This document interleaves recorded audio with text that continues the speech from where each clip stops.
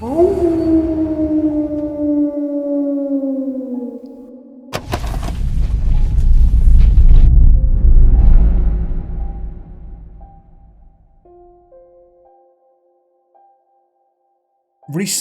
I've been reading about missing persons from various state parks across the United States of America, and I came across a number of them from Arkansas that I thought were interesting for various reasons. The first being John Glasgow, who was 45 years old when he disappeared from Petite Jean State Park. John was a highly successful and intelligent man and had become the chief financial officer and vice president for CDI Contractors. Reading about John, it seems that he was a very reliable person, obviously had a good work ethic, and was otherwise well thought of. John was a family man and lived in Little Rock, Arkansas with his wife, Melinda, and the time leading up to his disappearance was relatively normal. On the 26th and 27th of January 2008, John spent much of that weekend at the office and then spent time with Melinda at a dinner party on the Sunday evening. John fell asleep downstairs that night in front of the TV, and when he awoke, something seemingly unusual and out of the ordinary would happen on the 28th of January, as this is the final time he would ever be seen. That morning, a neighbour saw him driving at around 5:15 AM in the direction that would take him to the office. However, he would never actually arrive, nor would he ever be seen again. It seems that Melinda wasn't worried initially, but she received a phone call at 2:30 PM from one of John's co-workers. The co-worker asked what was wrong because he hadn't arrived. This, of course, was completely out of character and was the moment that she began to realise that something wasn't quite right here. John's brother stated that leaving at 5:15 AM that morning was strange because this was too early for him to be leaving for work. A little later that afternoon, Melinda notified the authorities because no one had heard from him. Later the same day, an officer arrived at their residence and an official missing persons report was made. The following day would see a search effort put together, as when his phone was pinged, it led them to Petite Jean State Park. His vehicle was found by an employee next to the Mather Lodge, but John himself was nowhere to be seen and all of his belongings were still in the car. After this discovery was made, the state park put a rescue team together and the search would last for 5 days. Cadaver dogs were brought in and a planned grid search took place. It seems that initially, the dogs may have followed John's scent to seed a trail, but at some point down the trail, the dogs came to a standstill, stopped, and couldn't follow it any further. Interestingly, they found no further clues as to John's direction of travel. After the dogs stopped, there was just nothing. John hadn't left any footprints behind, leading the rescuers to have to shift their focus to the surrounding areas because nothing was being found. Needless to say, but none of these efforts made a difference and John had effectively vanished from radar. That is, at least, until 7 years later. John's remains were found by a hiker on the 11th of March 2015. Multiple sources state that the remains were found in a well-trafficked hiking area at the base of Petite Jean Mountain, and this was around a mile away from the car. Others state that the area was rugged and remote. I suppose both of those things can be true, but the way that they're presented in the articles seemed a little contradictory. In any case, the Conway County Sheriff, Mike Smith, stated, "We found the bones inside the clothing. Other parts were found in the area, strewn by animals.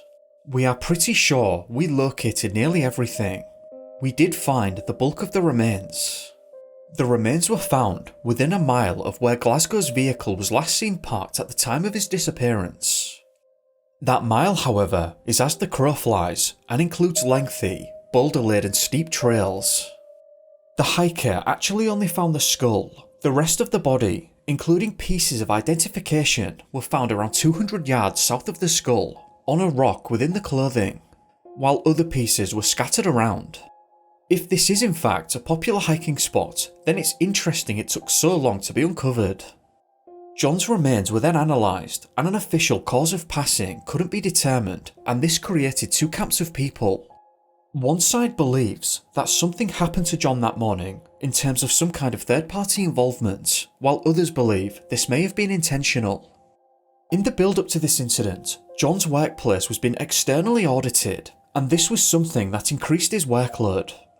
Apparently, he had a number of unsavoury conversations with the auditors who believed he may have overcharged a number of times. But forensic law enforcement officers would later comb through this data and stated the books were completely clean and praised John's work, saying that he was highly organised and had everything in good standing. It's not really clear if this additional stress was a potential cause or not.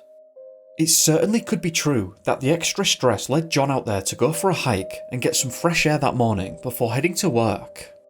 It is, of course, all speculation at this point, but John's brother seems to believe that something wasn't quite right here and that a third party may have been involved. What's interesting too is that the sheriff himself wasn't quite sure what to think. "We have mixed emotions about it," said Conway County Sheriff Mike Smith. "We were hoping for something more substantial for the family in the cause of passing. It is what it is though. We have to see where we go from here." Sheriff Smith is referring to the fact that a cause couldn't be determined. This means that there were no obvious injuries to indicate a fall, trauma, harm, or anything of that nature. Just to be clear too, as this hasn't been mentioned yet, but John was very familiar with this area, so it's not as though going to the park was a random decision. There is a chance it was spontaneous though. Ultimately, that's about all of the information I could find on John's disappearance, and it seems unlikely that we'll ever really know what happened to him that morning. He knew the area, so it's unlikely that he simply got lost. He had gathered his work equipment ready in the car that morning. He had no injuries to speak of, which unfortunately leaves us with far more questions than it does answers. Now, this next disappearance has a very fitting headline, titled by the Dover New Philadelphia Times reporter, "In Arkansas, a disappearance baffles investigators." Gloria McDonald was 68 years old when she disappeared from Queen Wilhelmina State Park on the 26th of January 2001. On that day, Gloria, along with her husband, Daniel, Sean, who was her son, and Erin, Sean's girlfriend, had planned to spend the day hiking in the park. The article begins, "After a quiet breakfast in this town, a few miles from the Oklahoma line, Daniel McDonald and 3 family members drove up a nearby mountain to hike Lover's Leap Trail. After they had their breakfast and made it to the trail, they began to hike it. It seems that the area prior to their visit had been hit with bad weather and harsh winds because some of the trees had fallen. This kind of activity wasn't really Gloria's idea of a good time, at least from what I can tell, but she had agreed to some family time. Though it seems because of the weather damage, it made the hike a bit more difficult and she wasn't a big fan of that. At some point during this hike, the group came to a larger tree that had fallen and was blocking their path. It seems that this was the moment Gloria decided to just head back to the car park and gift shop. So she left the group, and this is where the real strangeness begins, so let's get bizarre and return to the article. What happened on the 26th of January has baffled authorities and set residents theorising about the idea that she might have been taken by a third party, or worse. Did Gloria get lost? Was she taken? Did she decide to run away? Police even wonder if she was ever in the 460-acre park. This woman disappeared without a trace in 30 minutes, said Polk County Sheriff Mike Ogles. We have no motive, no evidence of any kind, we've got nothing.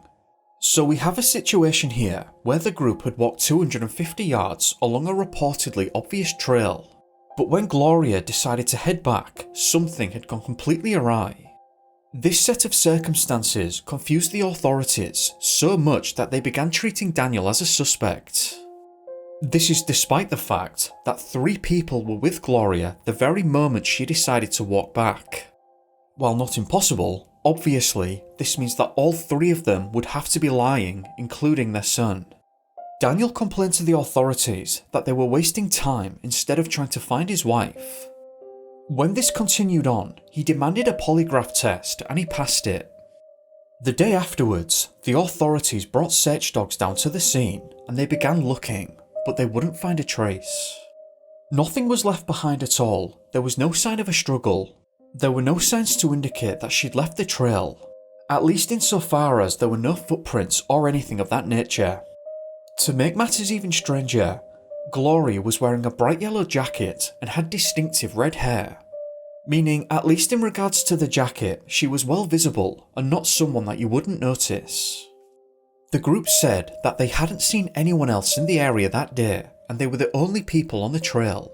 The sheriff added, "Nothing points to the fact that there is foul play and nothing points to the fact that she ran off." When a person runs off purposefully, there is usually evidence left behind of this, and it can come in various forms. Usually, this is in writing form, either texts or emails indicating plans, unusual phone records, money being spent elsewhere, etc. Except none of that happened and there was no evidence to indicate this. There were 3 people with Gloria when she disappeared. From what's reported, she said she'd had enough and then walked back down the trail. The group continued on their way, and 30 minutes later, they find themselves in the gift shop Gloria was supposed to be in. In the space of 30 minutes, Gloria had managed to disappear completely without a trace, so what happened? As she was walking back alone, did she see something she wasn't supposed to see?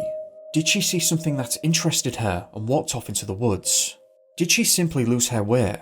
Was an unknown third party present? We'll probably never know for sure now, and all we're left with is the fact that the dogs never picked up a scent and no clues were ever found. Not on foot and not from the air. So what happened to Gloria McDonald and where did she go? Now, while not too far away and while not in Arkansas, the Kiamichi Mountains do border the state from Oklahoma. Wikipedia states that the mountains are ancient and once stood just as tall as today's Rocky Mountains, which are much younger. Lloyd Hockit was 9 years old when he disappeared on the Kiamichi Mountains in Oklahoma on the 23rd of October 1945. At the time, Lloyd had gone squirrel hunting with his uncle, but at some point had become separated from him.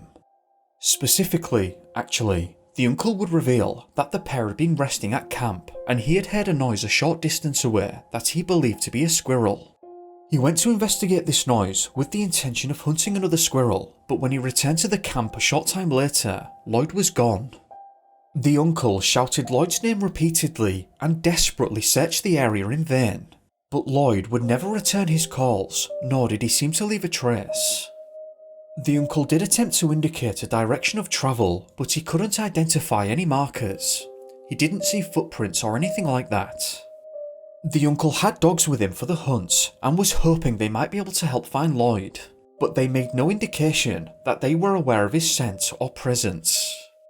When he realised that the task of finding his nephew wasn't going to be an easy one, he quickly made his way without stopping to notify the authorities. The search for Lloyd began almost immediately. Searchers and volunteers headed straight for the campsite, and the search only grew from there. There were over 150 searchers out in the end, looking for him, and I'm not actually sure if that was before the military got involved, because the military sent an additional 125 of their men to assist in the search, and it seems that the Navy sent men in too, 65 of them. This extensive search would last for 2 days before Lloyd was found.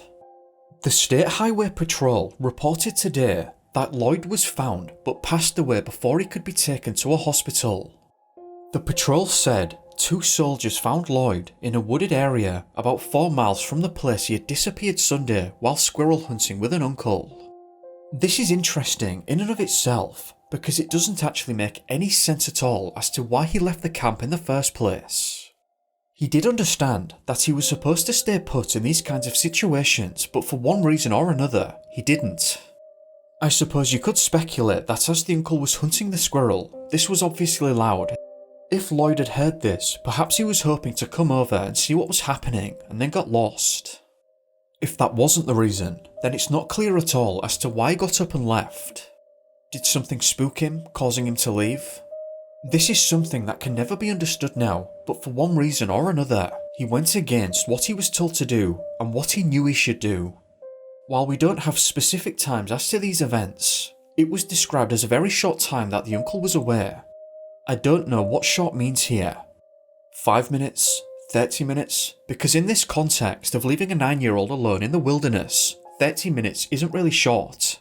so I don't know how we're to take that. But if it was contextually appropriately short, 5 minutes or so, he sure managed to get out of range quickly, and then thereafter travelled 4 miles in very cold temperatures. And of course, that's air miles. The actual effort to travel 4 miles in these rugged wilderness areas with forestry everywhere is quite the effort. When Lloyd was initially found, the soldiers stated that he was bruised and missing his shirt. He was breathing but unconscious and weak. The searchers were forced to carry him 4 miles to reach aid. Lloyd's mother collapsed earlier today as fresh volunteers joined the search. She had been searching constantly without much of a break from what I can gather. Even schoolmates of the boy took to the hills today in the efforts to help, as fear increased the thinly clad lad might not have been able to survive the numbing cold which struck the mountainous region shortly after he disappeared. This incident was particularly heartbreaking actually, because they managed to find Lloyd, but it didn't happen in time and he had grown too weak to be rescued. It's not clear why his shirt was missing. Other clothing items weren't mentioned, so it has to be assumed that he still had them. Perhaps that was a result of making his way through the forestry or a symptom of hypothermia. It's also interesting that he was described as being bruised as opposed to scratched. I'm not sure what to make of that, and I suppose everything now is going to be little more than speculation or accusations. So without falling into that trap, let's move on to the next disappearance. This next one didn't actually take place in Arkansas, it actually took place in Scotland, but I thought it was fairly interesting and unique, and just wanted to share it. This one is a shorter disappearance, and there is very little information about Donald McFarlane, who disappeared from the Scottish mining district of Ben Har in 1895. Unfortunately, not even his age was given, but what we do know is that Donald was a veteran miner and was highly familiar with Ben Har, having worked there for a long time. He disappeared from the area one day, but none of the other miners had seen him leave. When work finished that day, it was realised that Donald hadn't been counted for, and a search of the immediate area was organised by his friends and co-workers. They didn't find anything that would indicate a direction of travel or what had even happened to him. An older man named Robert Halbert, who was from a small town not too far away, was thought of by the locals of possessing something called second sight, in that, for whatever reason, it's not clear why they thought this, but they believed he had the ability to see things that others could not. I quote, "There was no trace of Donald after a 2-day search. On Tuesday, Robert Halbert, an old man who has the reputation of possessing second sight, and who is a brother-in-law of McFarlane, fell asleep and dreamed that he saw the missing man in a particular part of Almond Water, which is some miles distant. Mentioning this to the neighbours, they went to the place, saw the footprints of the missing man in the snow, and eventually found the man himself standing in the water, which is 3 feet deep with ice frozen around him. He had passed." What was interesting about this is that no one had a single clue as to what happened. Donald hadn't been injured, and no one had seen him leave that day. To me, it seems awfully suspicious that Donald's brother-in-law, who had supposed second sight, knew exactly where he was. Though of course we have no context as to why people believed that he had second sight, or what they were calling second sight. Having said that though, if it didn't appear as though Donald was injured, I'm not sure what you can do with that. That was pretty much the end of the paper trail too, so I suppose now is a good time to end this video and to hand it over to you in the comments below. I'd just like to take the time to thank you for watching, and a big thank you to the patrons who've been running around and disappearing on the screen. If you found the video interesting, then please do leave a like, hit the bell and subscribe if you haven't already. It helps me a lot. And if not, then feel free to leave a dislike. I'm just looking for your honest opinion either way. I hope that you've had a great day, or evening depending on where you are, and I'll see you in the next one. Be safe guys. Peace.